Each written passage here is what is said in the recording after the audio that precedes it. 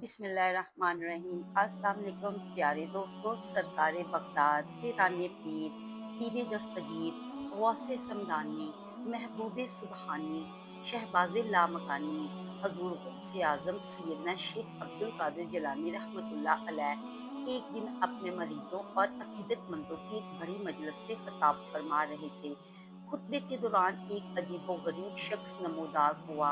ये शख्स देखने में तो आम लगता था, लेकिन इसने दावा किया कि इसके पास एक गैर मामूली ताकत है। वो हवा में उड़ सकता है। इस शख्स ने अपनी बात साबित करने के लिए मजमा के सामने उड़ना शुरू कर दिया। वो कभी ऊपर उड़ता, कभी नीचे और कभी दायरों में चक्कर लगाता। मजमा में ये मंजर देखकर हैरान रह गए लोग, और कुछ लोग तो इस शख्स की तारीफ करने लगे कि वो कितना बड़ा करामत वाला है।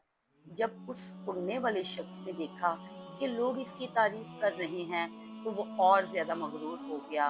वो सरकार गौसे आजम रहमतुल्लाह अलैह के करीब आया और कहने लगा, देखिए मेरे पास कितनी अजीम शान ताकत है।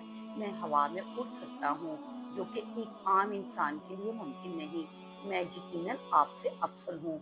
वो ये साबित करने की कोशिश कर रहा था कि वो सबसे बड़ा वली है। हजूर गौसे पाक रहमतुल्लाह अलैह, जो कि वलियों के सरदार और आला रूहानी बसीरत के मालिक थे, इस शख्स की बातें सुनकर मुस्कुराने लगे और आपने नरमी से जवाब दिया, ऐ शख्स, जो ताकत तुझे अल्लाह ने दी है वो यकीनन अल्लाह ताला की तरफ से एक नेमत है, लेकिन तुझे इस पर फख्र नहीं करना चाहिए।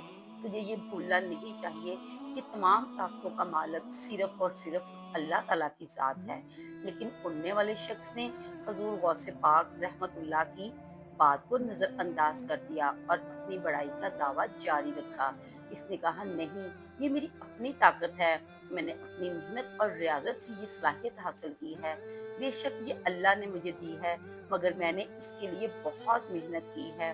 सरकार बगदाद हजूर गौसे आजम शेख सैयदना अब्दुल कादिर जिलानी रहमतुल्लाह अलैह ने एक और मरतबा इसे समझाने की कोशिश करते हुए फरमाया, ऐ मेरे प्यारे भाई, अगर अल्लाह ताला तुझसे ये ताकत वापस ले ले तो क्या होगा?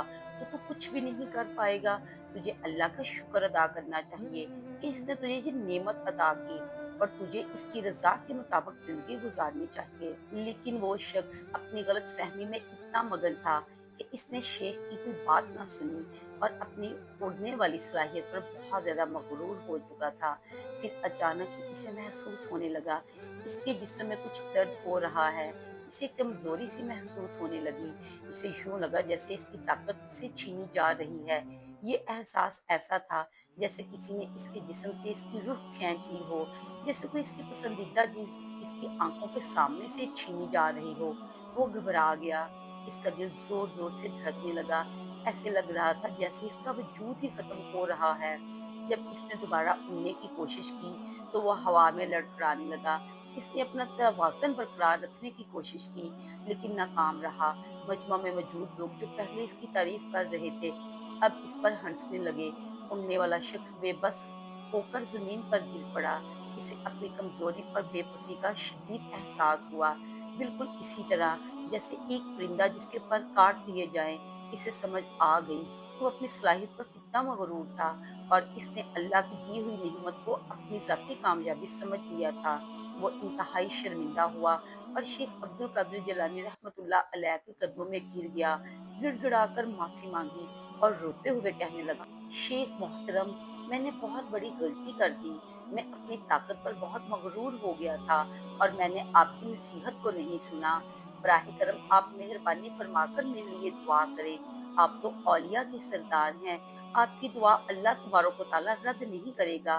सरकार बगदाद हजरत अब्दुल कादिर जिलानी रहमतुल्लाह अलैह, जो हमेशा दूसरों को माफ करने और इनकी रहनुमाई के लिए तैयार रहते थे, आपने इस शख्स को माफ कर दिया। आपने इसके लिए अल्लाह ताला की बारगाह में दुआ की कि अल्लाह रब्बुल इज्जत इसे माफ कर दे और अपनी रहमत से नवाज दे।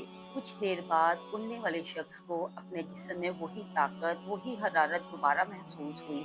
जब इसने दोबारा उड़ने की कोशिश की, तो वो फजा में बुलंद हो गया, खुशी से चिल्लाया और आसमान की तरफ उड़ने लगा, बिल्कुल इसी तरह जैसे पहले उड़ता था।